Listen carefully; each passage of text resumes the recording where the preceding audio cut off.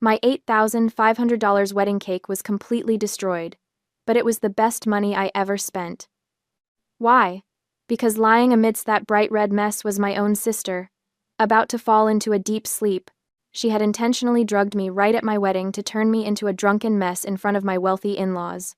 I let her have her way, but at a much higher price. A gentle glass swap, a fake smile.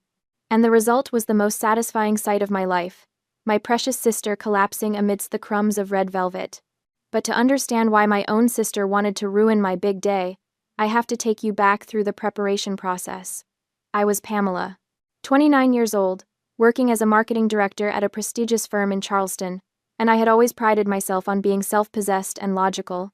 My younger sister Sutton, 27, was what she called an influencer, which was a fancy word for unemployed and living a virtual life on social media. What she didn't advertise to her 12,000 followers was the $51,000 in credit card debt she had been hiding from our parents. My parents, Conrad and Blythe, had always favored Sutton. Always. It defied all logic, all reason, all fairness. I could bring home straight A's, scholarships, job promotions, didn't matter. Sutton could post a selfie with a motivational quote stolen from Pinterest, and Mother would frame it. Sutton's jealousy reached its absolute peak when I got engaged to Sterling. Sterling was an orthopedic surgery resident at the medical university, brilliant and kind, with hands that can reconstruct shattered bones, and a smile that makes my heart skip. But what really sent Sutton into a spiral wasn't his career or his character, it was his last name. Sterling comes from old Charleston money, the kind of family whose ancestors signed important documents and had ships named after them. The kind of family that still gets invited to garden parties at historic estates. The kind of family Sutton desperately wanted access to. During the wedding preparations, she turned into an absolute nightmare. It started 3 months before the wedding. I was sitting in my apartment, reviewing vendor contracts, when Sutton showed up unannounced. She walked in wearing yoga pants that cost more than most people's monthly grocery budget, and carrying a designer handbag I knew she couldn't afford. "I've been thinking," she announced, not bothering with hello. "I should be your maid of honor." I looked up from my spreadsheet. "Sutton, I already asked Adeline. Your lawyer friend?" She wrinkled her nose like she'd smelled something rotten. "Pamela, this is a wedding with old money elements. Do you really want someone who wears pantsuits to everything standing next to you in photos that will be in the society pages? Adeline is my best friend. She's been there for me through everything. And I'm your sister." Sutton's voice took on that whiny edge I knew too well. "Your only sister. What will people think if your own flesh and blood isn't your maid of honor? It'll look like we're estranged. It'll look bad for both of us. Besides, I need this, Pamela. Do you know how good this will be for my brand? A wedding at the historic Charleston Hotel? With Sterling's family? I could gain thousands of followers. I should have said no right then. Should have held my ground. But then she called Mother. 2 hours later, both our parents showed up at my door. Mother was already dabbing at her eyes with a monogrammed handkerchief, and Father wore his disappointed expression, the one he'd perfected over decades of making me feel guilty for existing. "Pamela, sweetheart," Mother said, taking my hands in hers. "Sutton is devastated. Absolutely devastated. She feels like you don't love her." "That's not—" "I never said that. I just wanted—" "Your sister is going through a difficult time right now," Father interrupted, his voice carrying that authoritative tone he'd use when the discussion was over before it began. "The least you can do is include her in your special day. Make her feel valued." "Just indulge your sister," Mother added, squeezing my hands. "Don't make her sad. It's one day, Pamela. Surely you can be generous for one day?" The manipulation was textbook. They'd been doing this my entire life, making Sutton's feelings my responsibility, her happiness my burden. "Fine," I said. The word tasted like ashes. "You can be the maid of honor." Sutton squealed and clapped her hands. Mother beamed. Father nodded approvingly. Adeline, when I called to break the news, was silent for a long moment. Then, "Are you sure about this, Pam?"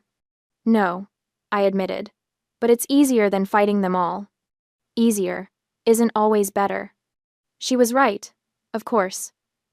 But I'd already made my first mistake. I'd already nodded in agreement. I didn't know then that this concession had paved the way for Sutton's most vicious plot. 2 weeks before the wedding, Sutton texted me, Need you to pay for my bridesmaid dress. I'm a little short this month. The dress she'd chosen without consulting me was an $1,800 silk gown from a boutique that required appointments and served champagne during fittings. When I'd suggested more affordable options for the bridesmaids, she'd actually laughed. You're marrying into old money, Pamela. We can't look cheap in the photos.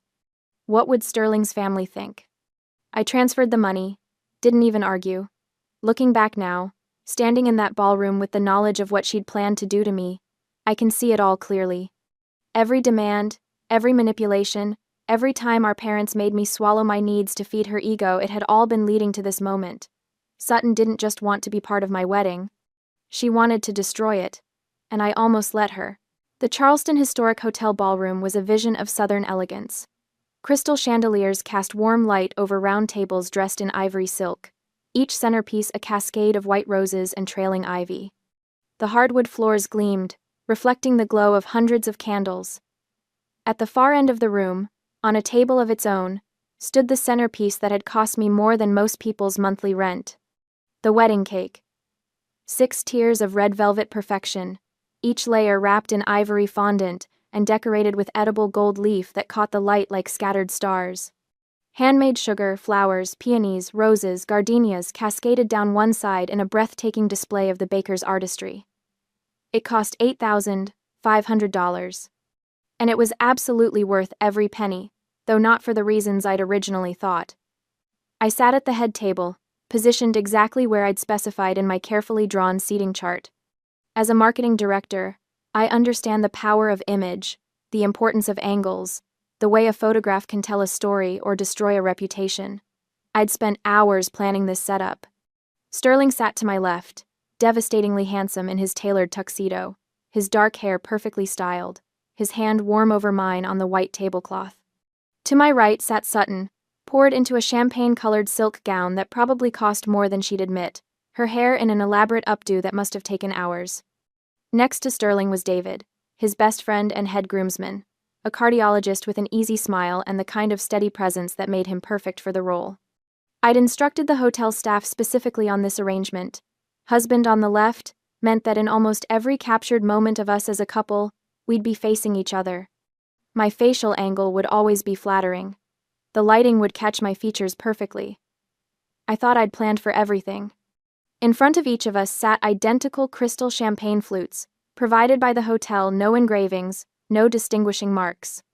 They caught the candlelight, the bubbles rising in perfect golden streams through the expensive vintage Sterling's family had gifted for the toast. The main course had just been cleared away, herb-crusted lamb with roasted vegetables, plated like art. The staff moved efficiently between tables, the soft clink of cutlery and china creating a sophisticated symphony. Conversation hummed around us, punctuated by bursts of laughter from Sterling's college friends at table 7. Sterling leaned close to my ear, his breath warm against my skin. Did you see Uncle Richard trying to flirt with your great-aunt Miriam? I think he's had too much wine. I turned completely to my left to look at him, laughing, my body rotating to face my new husband. In my peripheral vision, I caught movement to my right, Sutton's hand. Her hand moved across the table with practiced smoothness, reaching as if to adjust my place card, which had shifted slightly askew during dinner. A perfectly innocent gesture. Helpful, even. But as her palm glided over my champagne flute, it tilted, just slightly.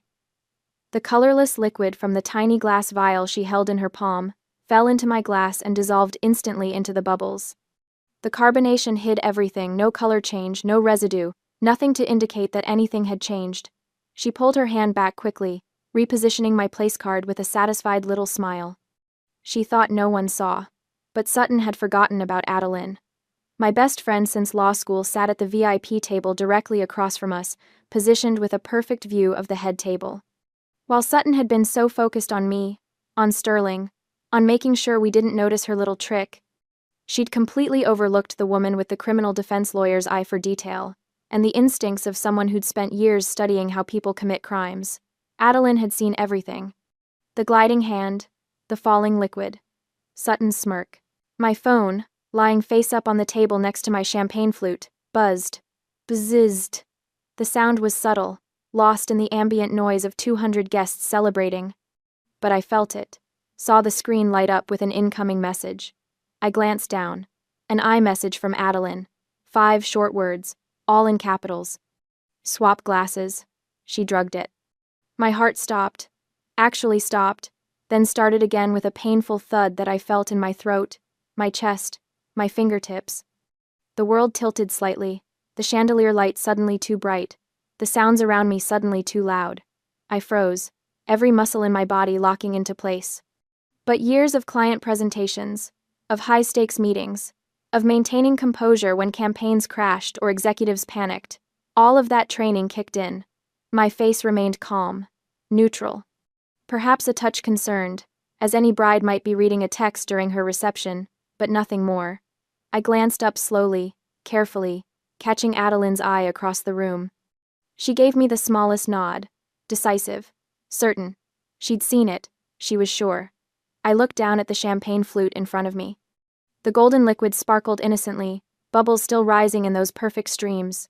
It looked exactly like Sterling's glass, exactly like David's, exactly like Sutton's, but it wasn't. This was no longer ordinary sibling jealousy. This wasn't Sutton throwing a tantrum or making demands or crying to our parents. This was a calculated, targeted attack designed to ruin my reputation in front of my husband's family. She'd planned this, had waited for the perfect moment. She wanted me to drink that glass. Wanted me to become disoriented, confused, sloppy. Wanted Sterling's family, the prestigious, old money family she was so obsessed with, to see me make a fool of myself. To see their new daughter-in-law as a drunk, as someone unfit for their son, someone who couldn't handle her alcohol at her own wedding, the people-pleaser in me, the one who'd spent 29 years swallowing my feelings and accommodating Sutton's tantrums, and nodding when our parents demanded I make her happy. That version of Pamela died in that moment. I knew I had to act, had to swap the glasses somehow, turn Sutton's plan back on her. But she was right there, less than 2 feet away, her attention fixed on both champagne flutes like a hawk watching prey. I sat frozen in my chair, hyper-aware of every detail. The weight of my phone in my hand, the condensation forming on the outside of the poisoned champagne flute, the sound of Sutton's breathing beside me, quick and excited, anticipating her victory. She was watching those glasses, both of them. I couldn't move, couldn't act. Not while her eyes were on them. I needed an opportunity, a distraction. I sat there, heart pounding, waiting. Sterling squeezed my hand, mistaking my tension for wedding day nerves. "You okay?" he murmured. "Perfect," I managed, the lie smooth and practiced. And then fate sent me the most powerful woman I'd ever met. I heard it. The click of heels on hardwood. Expensive heels, the kind that cost more than some people's car payments. The sound came from behind us, from the direction of the VIP waiting room, a private space the hotel had designated for immediate family to use for touch-ups and moments of quiet. The door opened. Mrs. Eleanor stepped out. Sterling's mother was a force of nature contained in a 5'6" frame. Her Oscar de la Renta gown, navy silk with intricate beading that probably cost more than my car, fit her perfectly. Her silver hair was styled in an elegant chignon. Diamond earrings caught the light. She'd clearly been touching up her makeup, her lips now a fresh shade of classic red. She walked along the back of our row of chairs, her path taking her directly behind the head table. Click, click, click. The sound of her heels was distinctive in the brief lull between courses, audible over the soft conversation. I felt Sutton stiffen beside me. If there was one thing my sister couldn't resist, it was an opportunity to impress someone important, and Mrs. Eleanor was the most important person at this wedding, the matriarch of a family whose name appeared on buildings and scholarship funds, whose opinion could open doors or close them forever. Sutton's head whipped around so fast I'm surprised she didn't get whiplash. She practically leaped from her chair, stepping directly into Mrs. Eleanor's path with the enthusiasm of a golden retriever seeing its owner after a long day. "Oh, Mrs. Eleanor."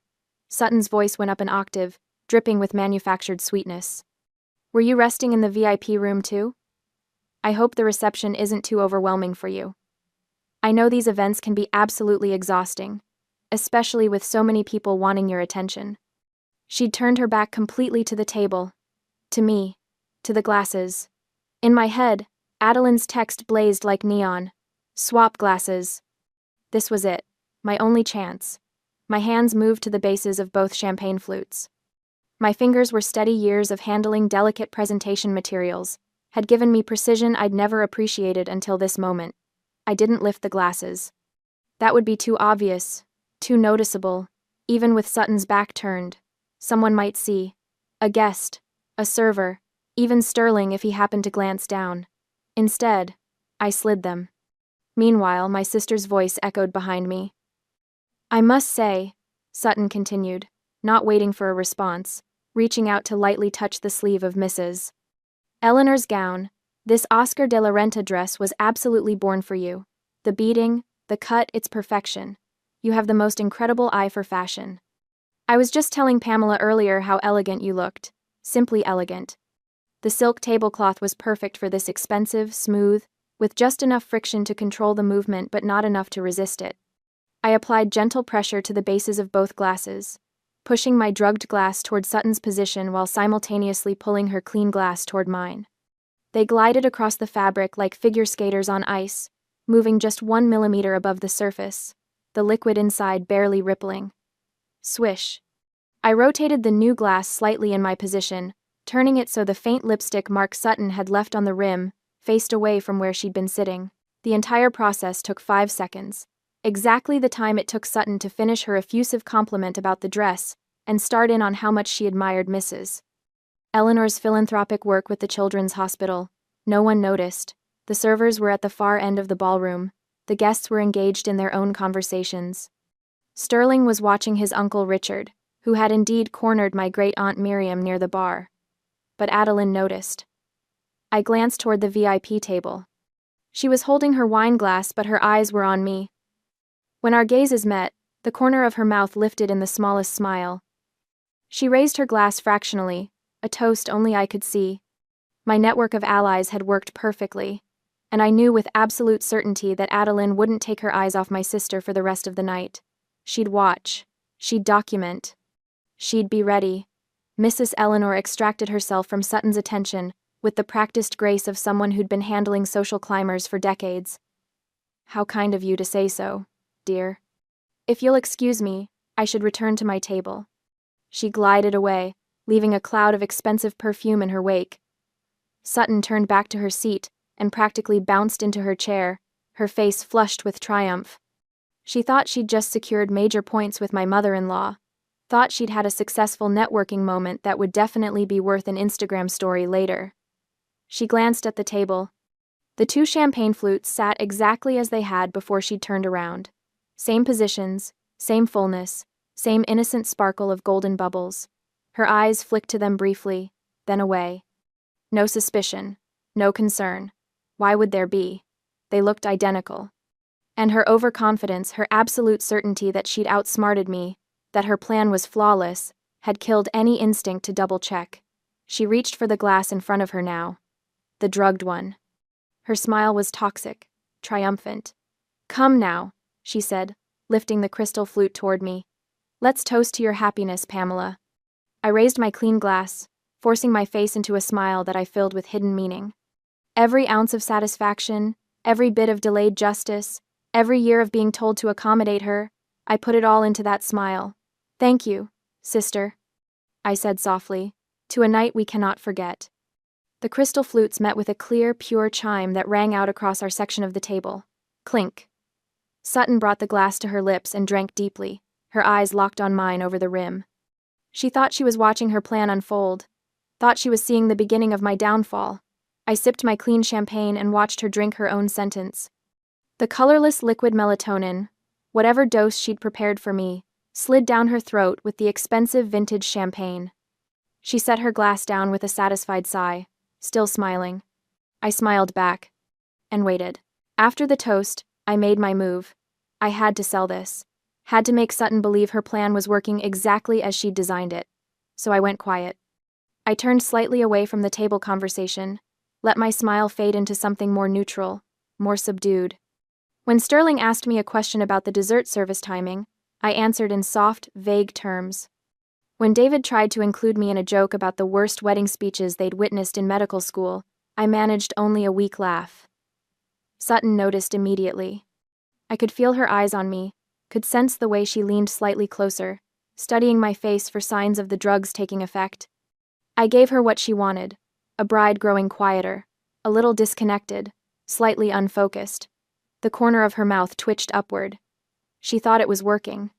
Thought I was beginning to feel the effects of the melatonin, that in a few more minutes I'd be stumbling, slurring, making a spectacle of myself in front of 200 guests and Sterling's entire family.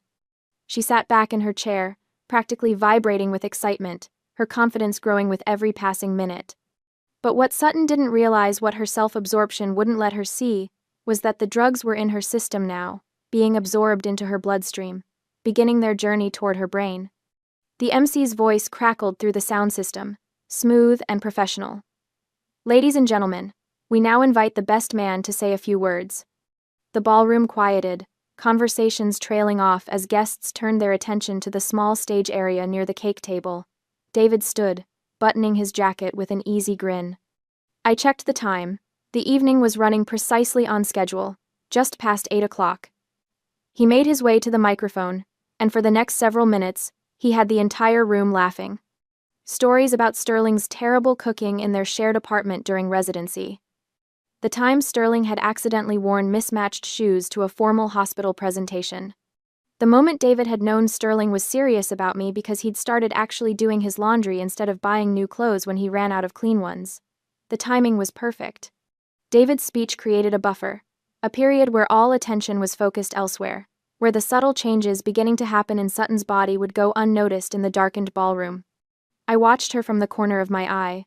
She was still smiling, still playing her part as the supportive maid of honor, but I saw it the way she shifted slightly in her seat. The way her hand came up to touch her temple briefly, the small crease that formed between her eyebrows. The melatonin was starting to work. Liquid melatonin acts faster than pills, absorbing quickly into the bloodstream. Sutton would be feeling it now, a subtle heaviness in her limbs, a gentle fuzziness creeping into her thoughts. But she'd mistake it for nervousness about her upcoming speech, or perhaps the champagne hitting a little harder than expected. She'd never suspect the truth. David finished his speech to enthusiastic applause and returned to his seat, clapping Sterling on the shoulder as he passed. Sterling stood to hug his best friend, and the two of them shared a moment that made the photographer's camera flash repeatedly. The MC returned to the microphone. "Thank you, David. And now, we'd love to hear from the maid of honor." The moment arrived. Sutton stood. I watched her carefully, remembering every detail. The way she had to steady herself briefly with a hand on the table. The slight pause before she stepped away from her chair, as if gathering her coordination, the forced brightness in her expression that didn't quite reach her eyes. She thought it was nerves. Thought it was the natural anxiety of public speaking, but I knew better. The drugs were taking hold, creating that characteristic light-headed sensation, making her limbs feel heavy and disconnected. In another 10 minutes, she'd be fighting to keep her eyes open. But right now, in this moment, she still had enough clarity, enough diluted confidence to believe she was in control. She walked toward the stage area, her steps perhaps a fraction slower than normal, but still steady enough, and she headed straight for the spot she'd probably planned for days, right next to the cake tower. Of course she did. The $8,500 red velvet masterpiece, with its edible gold leaf and handmade sugar flowers, would be the perfect backdrop for the photos she'd post later. The expensive cake would signal wealth, status, connection to old money. It would be visible proof that she'd made it, that she was part of this world. She positioned herself as close to the cake table as possible, probably closer than the catering staff would have liked. Her left hand held a newly refilled wine glass, and her right hand accepted the wireless microphone from the MC. The microphone. That beautiful, treacherous wireless microphone that would broadcast every word to the entire ballroom through the sophisticated sound system Sterling's family had paid extra for. Sutton didn't think about that. Didn't consider what might happen if she lost control of her words, if the drugs in her system made her truth-telling and uninhibited. She just smiled at the crowd and began to speak. "Good evening, everyone," she started, her voice amplified perfectly through the speakers. "For those who don't know me, I'm Sutton, Pamela's sister and her maid of honor." Her words were still clear, still controlled, but I could see the effort it took, the way she stood just a little too still, like someone trying not to sway.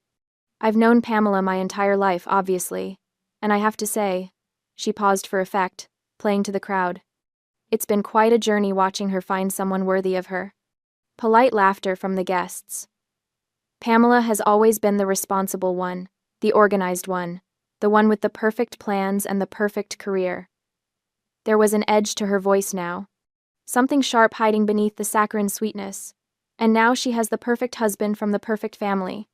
I sat below the stage, my hand finding Sterling's and squeezing tight. He squeezed back. He had no idea what was coming. None of them did. Sutton raised her wineglass slightly, the liquid catching the light. "So here's to Pamela," she said, her smile wide and fake and poisonous. "To my perfect sister and her perfect life." The crowd murmured appreciation, glasses raising in response. But I sat there, watching, waiting for the moment when the melatonin would hit full force, waiting for karma to strike, waiting for my sister to fall. The applause for my speech was still echoing through the ballroom when Sutton raised her wineglass high, that practiced smile stretched across her face. She delivered her performance flawlessly, the loving sister, the gracious bridesmaid, the picture of family unity. But I knew better. I'd always known better. "To my sister and her new husband," she announced, her voice carrying that theatrical lilt she'd perfected for her Instagram videos. "May your marriage be everything mine will be someday." The crowd murmured their approval. Sterling's hand found mine under the table, his fingers warm and steady. I watched Sutton bring the crystal flute to her lips, my original glass, the one she'd so carefully doctored, and take a long, triumphant sip. The transformation wasn't immediate. She lowered the glass, still smiling, still playing her part. But then I saw it. The slight wobble in her stance, the way her free hand reached for the podium, as if the floor had suddenly shifted beneath her feet. "Thank you all for," her words slurred at the edges. She blinked rapidly, her eyelids growing heavy. The crystal flute trembled in her grip. Adeline leaned close to me, her voice barely a whisper. "How much did she use? How much did she use?" "I don't know," I murmured back, "but judging by how fast it's hitting her, a lot more than the recommended dose." She swayed visibly now, her knuckles white as she gripped the microphone stand. The entire ballroom had gone quiet, 300 guests watching as my sister's carefully constructed facade crumbled in real time. "Why?" Her voice cracked through the speakers, confused and frightened. "Why is the ceiling spinning?" The wineglass slipped from her fingers first. It tumbled through the air in what felt like slow motion, crystal catching the light before it shattered against the stage floor. The sound was sharp, final like a gunshot in the sudden silence. Then Sutton's legs gave out completely. She pitched forward, her right hand still clutching the microphone in a death grip, as if that slim piece of metal could somehow anchor her to consciousness. Her body moved with the terrible weight of dead gravity, no attempt to catch herself, no protective instinct left in her drugged system. The impact was catastrophic. Boom. 6 tiers of red velvet wedding cake, $8,500 worth of artisanal perfection, each layer carefully crafted with gold leaf details and delicate sugar flowers, exploded on contact. Sutton's face hit first, then her entire torso, her $1,800 bridesmaid dress plunging into the destruction like a diver entering water. Except instead of water, there was buttercream frosting, cake crumbs, and the deep crimson interior of red velvet layers. The visual was horrifying. White cream mixing with red cake created something that looked disturbingly like a crime scene. My sister lay motionless in the wreckage, her platinum blonde hair matted with frosting, her ivory dress now stained beyond recognition. It looked like she'd been destroyed, violently, in front of 300 witnesses. My mother's scream pierced the air. "Sutton!" But Sterling was already moving. His doctor's training kicked in before anyone else could even process what had happened. He was on the stage in seconds, his tuxedo forgotten as he dropped to his knees beside the cake wreckage. "Someone cut the music," he commanded, his voice calm but absolute. The jazz quartet fell silent immediately. Sterling worked fast, his hands moving with professional precision. He grabbed Sutton's shoulder and firmly rolled her onto her side to clear her airway, wiping the thick layer of buttercream from her nose and mouth. I watched my husband check her pulse at her neck, then lift her eyelids to examine her pupils, his expression growing darker with each assessment. The entire ballroom held its breath. David stood frozen at the head table. Eleanor had her hand pressed to her heart. My father was pushing through the crowd, his face pale. The movement of being rolled over seemed to jolt Sutton. Her hand was still wrapped around the microphone, the wireless device dragging across her chin as Sterling positioned her. In her delirium, her eyes flickered open, unfocused, unseeing. She looked directly at Sterling, but I could tell she wasn't really seeing him. No. The word came out broken, barely audible, but the microphone, now resting right near her lips, picked it up perfectly. Her voice echoed through the ballroom speakers, distorted and weak. Wrong glass. The drugged glass? The confession hung in the air like smoke. Time seemed to freeze. Every single person in that ballroom had heard it. The words were slurred, confused, but unmistakable. Wrong glass. Drugged glass. The implication was inescapable. Sterling's hands stilled. He raised his head slowly, his gaze moving from Sutton's unconscious form to where my parents now stood at the edge of the stage. His expression was cold, colder than I'd ever seen it. "She isn't having a stroke," he said, each word precise and clinical. "This is a synergistic toxicity. Alcohol potentiating a central nervous system depressant. These are classic symptoms of a sedative overdose." My mother made a choking sound. "What? No, that's not, she wouldn't." Sterling pulled out his phone and called 911, briefly explaining the situation to the dispatcher using medical terminology before hanging up. My father finally found his voice. "This is ridiculous. Sutton would never, there must be some mistake." Sterling ended the call and stood, towering over both my parents. The look he gave them could have frozen fire. "You two will go to the hospital with her. I won't call the police tonight." He paused, and I saw something dangerous flash in his eyes. "But if anything else happens, if there's even one more incident, I can't promise that same courtesy." The threat was clear. My father, who'd spent my entire life bulldozing over everyone with his opinions and demands, actually stepped back. He opened his mouth, then closed it again, completely silenced by Sterling's absolute authority. The ambulance arrived within minutes, the advantage of being in downtown Charleston. The paramedics loaded Sutton onto a gurney, her face still smeared with frosting and cake crumbs, her dress ruined beyond repair. My mother climbed into the ambulance without a word, her face twisted in that familiar expression of martyred suffering. My father lingered at the ballroom entrance, looking back at me with something I couldn't quite read. Accusation? Guilt? Fear? I met his gaze steadily, refusing to look away, refusing to give him the comfort of my submission. Then he was gone, and the ambulance pulled away into the Charleston night. The ballroom was chaos, guests murmuring in shocked clusters, hotel staff frozen in uncertainty, the destroyed cake, a crimson monument to the evening's disaster. I stood at the head table, Sterling's hand in mine, and felt something unexpected wash over me. Relief. Pure, uncomplicated relief. Adeline appeared at my side, her phone held up like a trophy. "I recorded the whole thing," she announced, her criminal lawyer instincts sharp as ever. "Both the fall and the confession. Audio is crystal clear." She tapped the screen, and Sutton's drugged voice played back. "Wrong glass. The drugged glass?" Several nearby guests heard it. The whispers intensified. I watched the truth ripple through the crowd like a stone dropped in still water. My sister, the golden child, the beloved youngest daughter, had just confessed to attempted poisoning in front of 300 witnesses. The hunter had become the prey. Eleanor approached us, her Oscar de la Renta gown somehow still immaculate despite the chaos. She looked at the destroyed cake, then at me, her expression unreadable. "Well," she said finally, a hint of dry amusement in her voice, "this is certainly the most memorable wedding I've ever attended." The hotel manager materialized, wringing his hands. "Mrs. Ashford, I am so terribly sorry about this incident. Should we end the reception, given the circumstances?" I looked at the ruined cake. Red velvet crumbs scattered across the stage like evidence of violence. White frosting smeared across the floor. The beautiful 6-tier masterpiece reduced to rubble. $8,500 worth of destroyed artistry. And all I felt was light.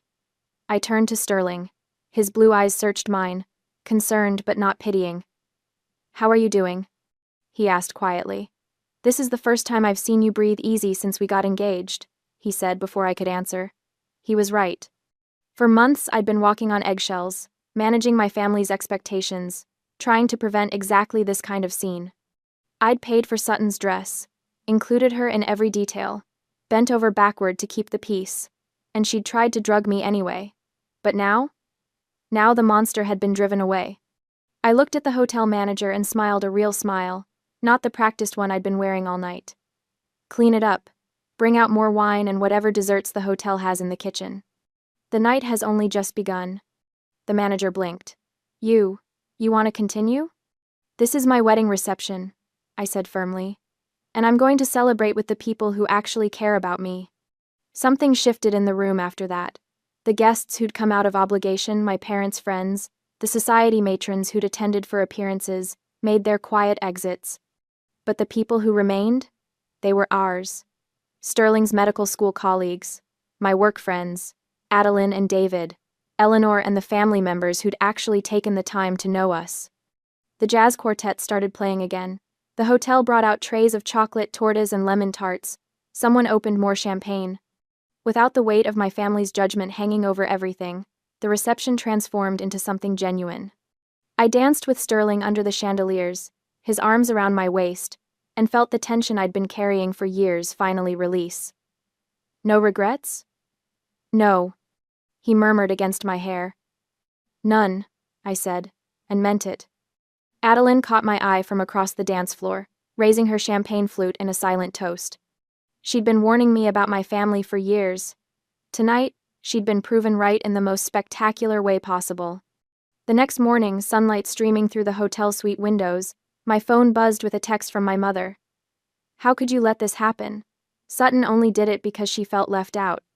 She felt pressured seeing you enter such a wealthy family. She made a mistake. You need to forgive her. Family is family. I read it twice, feeling the familiar guilt try to take root. The old Pamela, the one who'd spent 29 years trying to earn her parents' love, would have replied. Would have apologized. Would have found a way to make it her fault. But that Pamela had died somewhere between the glass swap and the cake destruction. I deleted the message without responding. Then I blocked the number. Sterling watched me from the bed, understanding without asking. You okay?